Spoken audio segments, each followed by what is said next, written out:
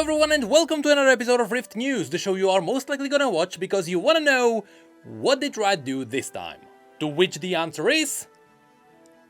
something bad, but we'll get to those parts a bit later on.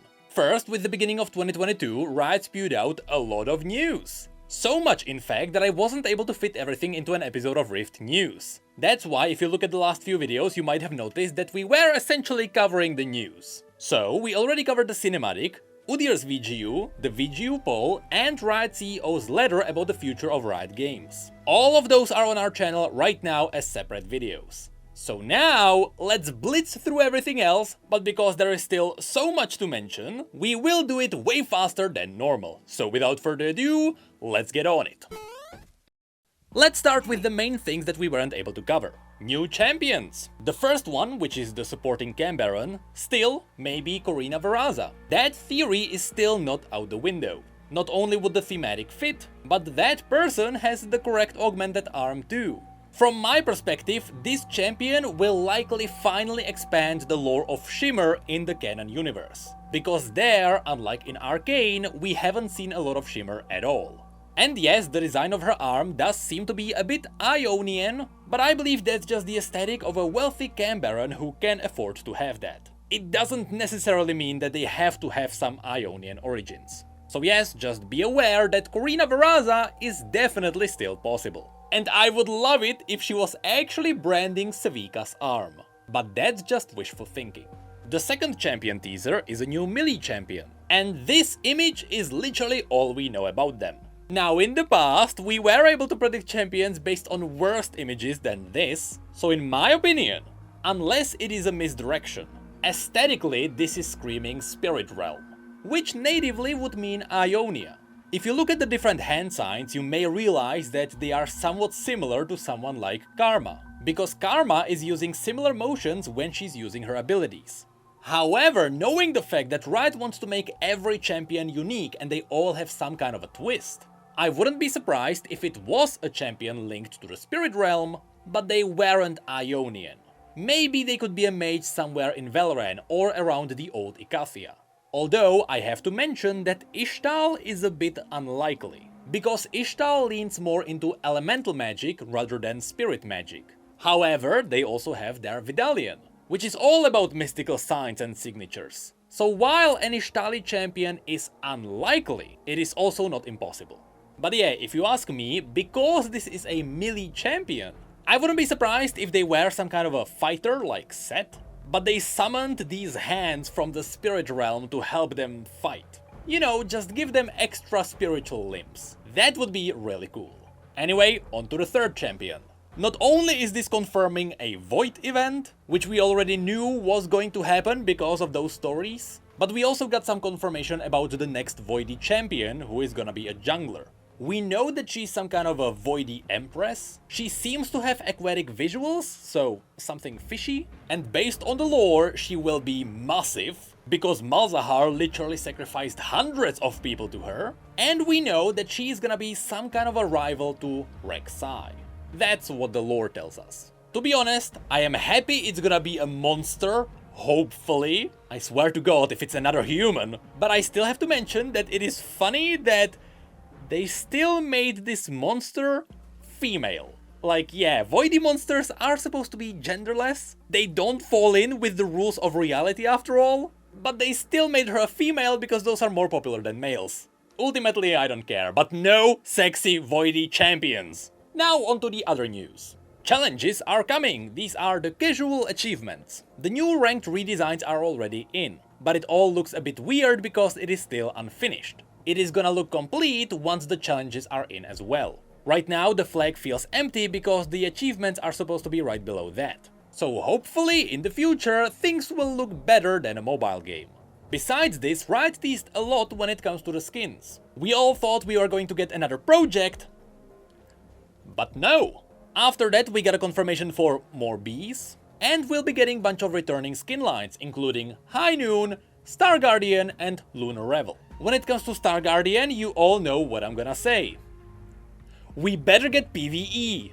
And when it comes to Lunar Revel, we will talk about those skins in just a moment, they are already on PvE. This is where Riot also confirmed that the last skin line from the polls that happened last year is coming as well. So those polls were worthless, because Crime City became a thing, Debonair 2.0 also became a thing, and now Monster Tamers are coming too. So, your vote was meaningless. Anyway, after this we got another poll where you get to vote which skin line will get reworked next. Just like what happened to High Noon. Here we are choosing between Infernal, Gothic and Arclight. Now, I'm pretty sure Gothic is gonna win. I just hope they go a bit more grim. But personally, I voted for Infernals. If you've been around the channel for a while, you know that Infernals spawned an inside joke here. They are nothing but a lot of fire all around. It started with Shen, Varus and Galio, and they've been the same ever since. I know there are people who just love fiery skins, but in my eyes, they are incredibly boring. It's just the champion on fire. So I would love it if Riot went back to the original Infernal skins. Remember Nasus? Now that felt hellish, not walking fire. Anyway, that's just my opinion, just vote for whoever you want, any update is good. Next we got an update on the event pass. After 5 years, you can see your progress. I mean, it's incredible how far technology came. And after this we got an update to prestige skins. All your prestige currency and gemstones will be converted into a new currency. And this currency will be used in a rotating shop. Personally, I hate rotating shops, which we have in games like Valorant or Fortnite. But here it kind of makes sense. You see, in this shop we will see all the previous prestige skins, but they will be on a rotation. The reason why it kinda works is because there is not a lot of skins. And if you just dump it all onto the store, people are gonna buy what they wanna buy, and they will never look there again. Rotating store is clever because it makes you check the store every now and then. And when you see the store, you may have a temptation to buy something. So yes, while it's not really consumer friendly, thankfully it's just prestige skins which people were able to get before. So it's not the most evil thing. Speaking of which, if you did get a prestige skin before it appears in this store, by which I mean that you are the original owner of the skin, you will get a prestige chroma for the prestige skin. Expect a bit more champagne pink on your champagne pink. So yes, there is some compensation for the original owners, just like Riven's crown. Next we learned that Riot is abandoning the Hextech skin line, because it got old fairly quickly. Instead of giving more and more champions Hextech skins, they will be making a new prestige skin line every year. In 2022 we got the Ghosty skins. It also makes sense why there will be no more Hextech skins, because Hextech gems are gone. Now it is the new currency. After this we got another list of champions who will be getting a skin in 2022. These are Gangplank, Fiddlesticks, Rek'Sai, Trundle, Rel, Orianna and Heimerdinger. The reason why these are getting a skin is because they haven't seen a skin in over 1,000 days. Then it was confirmed that Ahri is getting an ASU just like Caitlyn. I'm happy to see Ahri there because her design in Legends of Runeterra and especially in Ruined King is really awesome. I hope League adapts the feral design from Ruined King especially. There, Ahri is amazing. Currently, in League, a lot of her voice lines don't even make sense. So yes, while there are other champions who might have deserved it more, I am still happy to see Ahri there. And after this it was confirmed that the next Worlds will be happening in NA. And this takes us to Wild Rift. There we are getting 4 new champions: Sett, Yuumi, Shen and Karma, with Sett and Yuumi arriving first. We also learned that Wild Rift is finally getting Elemental Dragons, Season 2 of GVG will be set in Ionia, and we are getting a new Wild Pass with Hexplorer Galio. And then, along with more skins from League, we are getting new skins exclusive to Wild Rift. And these are Cottontail Ziggs and Blitzcrank. And then it was confirmed that there will also be a whole bunch of Lunar Revel skins, but we will talk about those in just a moment, because they are in League as well. Now that is all the news from the big presentation. So now we can hop onto PvE. There we got Zeri. We already covered her lore. She basically feels like a superhero from Zone. The first one, because none of the other champions do anything about the bad situation in Zone. And her abilities are fairly basic. You got your damaging Q, laser beam W, ridiculous and highly unnecessary movement on E, which is on a class that is depending on positions, and ultimate that amplifies damage. Honestly, it's a nice change from the overcomplicated kits. And this takes us to the skins currently on PBE. Crystal Rose is basically Debonair 3.0. Unfortunately, since it came out after Debonair 1.0 and Debonair 1.5 and Debonair 2.0, Debonair 3.0 is not that exciting. But some of them are still cool. There is Withered Rose for Zeri, that's her launch skin. Honestly, it is a really nice dark contrast to her original skin. Then there is Crystal Rose Akshan, who has a really nice rosy effect on his revive, but it's basically just prismatic flowery Akshan. Same goes for Crystal Rose Jenna. All her spell effects are very light, nothing that would stand out. Including her ultimate, which is supposed to be a high action moment. It doesn't even have proper sound effects. So Jenna might have better skins. But then there is Withered Rose Elise, who has an amazing spider form. That skin is honestly gorgeous. I like how the legs glow unlike the rest of the body. It really makes her pop out. And then we have the Lunar Revel skins, which are called Firecrackers. Here we have Set. He may look a bit basic, but he actually sets off fireworks with every single ability, including his Q. But the biggest one is obviously his ultimate. Then there is Teemo, who looks a bit more like a cat, because remember, it is the year of the tiger this time around. And like Set, he is setting off fireworks. Although I have to point out that originally, as you can see, his bombs looked more like bombs. So Riot reworked them and made them look more like dumplings. I assume they did it so you wouldn't think there was an actual bomb in the dumpling. And then there is Firecracker Tristana, who finally actually looks like a tiger. She's the only one faithful to the year. And just like the rest, every single one of her abilities is setting off fireworks. And then there is Diana, who honestly looks a bit out of place. Everyone else has something unique about them, but Diana is just in her red festival clothing. That's it. Yes, she does set off some fireworks, but it's nothing big. I feel like Diana is missing something. But now, how about a bit of controversy? As we dive into the Porcelain skins. First we got legendary skin for Ezreal that looks absolutely amazing. I have nothing bad to say about this, and it is also a meme.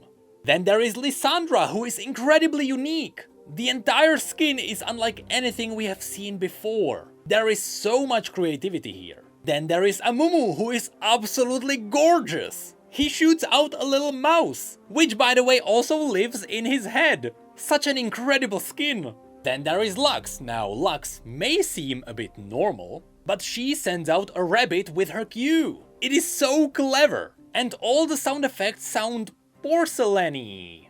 And then there is Kindred, who have amazing spell effects. It's just a feast for the eye. But people quickly pointed out the mask. Why is it a half mask?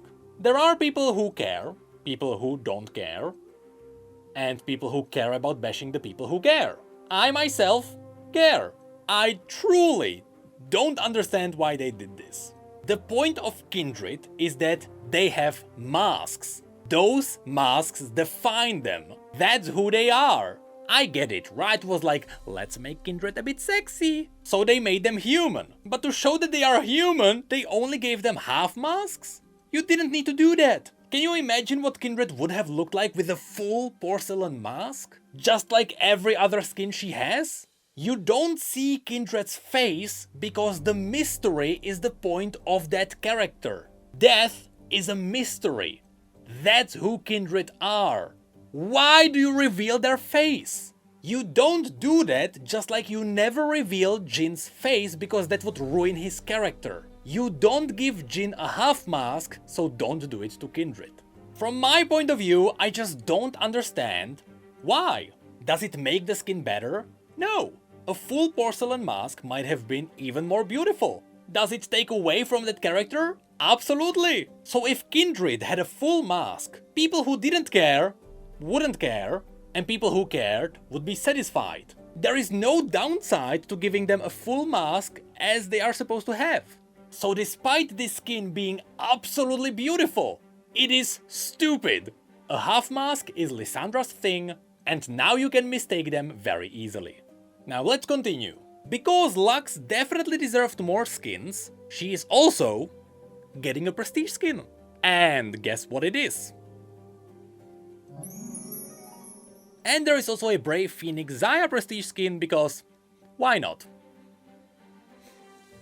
Now of course, all of the skins will have their own chroma versions, but the Withered Roses win. I especially love their yellow and black colors. But Teemo is also awesome. We then got some pale chromas for all the old skins, icons including some esports ones, and emotes which also have Tiger Yuumi there. Now Firecracker Yuumi has not even been teased, even though Yuumi is the only character whom you can turn into a tiger. That's such an obvious skin that doesn't exist, but still has an emote. I don't understand what happened. And last, but definitely not least, there is a new ward. Humping Poros. Yes, that is very much real, I think Riot is gonna change it, but let's hope they don't. And of course there are also loot assets such as orbs and bags. A cool new addition are new spell effects for Sona and Vayne. Both look absolutely amazing, with Vayne really embracing the dark side of her arsenal, but some people pointed out that blood was removed from those effects. I personally don't believe it was because of the PG rating. I don't think Riot cares about blood in their game. Yasuo still has it, and there is Vladimir. So I believe the blood splatter was just unnecessary for Vayne, and they focused more on the pure dark effects. But that is it for what is up on League's PBE. So now, let's see what's happening in TFT.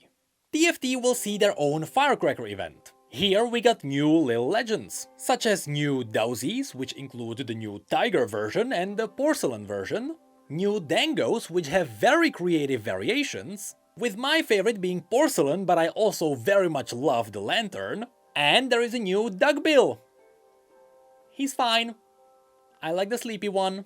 But then there is also one more, the Year of the Tiger Protector, who has unique animations and brand new music that plays during his dance. And now comes the very sketchy part of this event.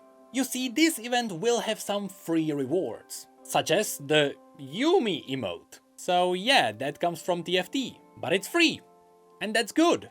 But then we learned that when it comes to the Year of the Tiger Protector, you can't buy him directly. You can only get him from the Tiger eggs. But you know, that's fine. It's just like Earth Dowsy. She was also only available as a rare drop. So let's look past that. Even though in the store they are trying to lure you into buying 31 eggs for the price of 25. That is still a lot of money. And then comes in Chibi Firecracker Jinx.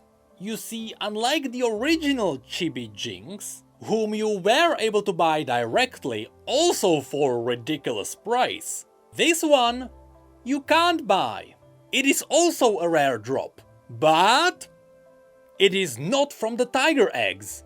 You see, if you wanna get this Chibi Jinx, you have to buy the Firecrackers, which is something totally different from the eggs. And from those crackers, which are more expensive than the eggs, you have a small chance of getting the Jinx. But the two don't share the same content. So if you buy a ridiculous amount of the eggs, you can't get the Jinx. And if you buy a lot of Firecrackers, you can't get the Tiger. You can't roll for both at the same time. Who thought of this? Outrageous, right? Well, then we got the best map TFT has ever seen. It is honestly the best one to date, objectively.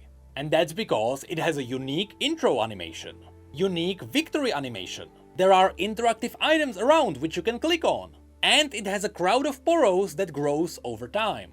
The effects on this board are absolutely incredible, unlike anything we have seen before. So what's the catch? You see, this board, you can't buy separately. You have to buy it in a bundle together with 3 vaulted booms, 1 extra new boom themed around Jinx, and 31 Firecrackers for the low price of 13,000 RP! That's $130. They argue that this entire bundle has the same price as 26 firecrackers. So if you are after the Jinx skin, you can just buy the bundle. Get the 31 eggs, the 4 booms, and the arena, right? But what they are implying by this is that the Firecracker Jinx skin has the low price of $130! What is this, an NFT? It might as well be, because after the event is gone, you won't be able to buy the arena. The bundle will be gone. It's a lose-lose scenario for absolutely everyone. If someone wants the Jinx skin, they don't care about the other little legends. So what's the point of buying the firecrackers? If you get the other little legends, you will not use them because you want the Jinx. So just let people buy the Jinx. And if someone wants the arena and doesn't want the little legends, they can't even buy the arena. This is so ridiculously bad! I have never seen anything like this! And the fact that you can't roll for the Tiger and the Jinx at the same time is just outrageous! I can't believe this! The pricing is so bad, let's just talk about something else. Valorant, what do you have? Alright, Valorant is starting Episode 4 Act 1. This means a whole new pass with all new items. There are some teasers for an interesting new story happening right now, which also may include alternative outfits for agents. And we got a really cool post about Neon and Zeri, the agent and the champion who look very much alike. In this post, it was confirmed that they are not the same character. However, they were developed together, and they were created to reference one another. Essentially, the Valorant team and the League team wanted to release a new character together during Arcane. So they both started working on a character that would be separated into the two games. One really cool outcome of this is that if you look at Neon, her bandage shows a negative charge, while on Zeri it's a plus for a positive charge, which also reflects on their personalities, with Neon being a lot more negative than Zeri. And they figured out that electricity fit both worlds, both the modern one in Valorant and the fantasy setting in League. So while they weren't able to release these during Arcane, it's a really cool thing that they did with those characters. At least the pricing is not awful here. It's behind me, isn't it?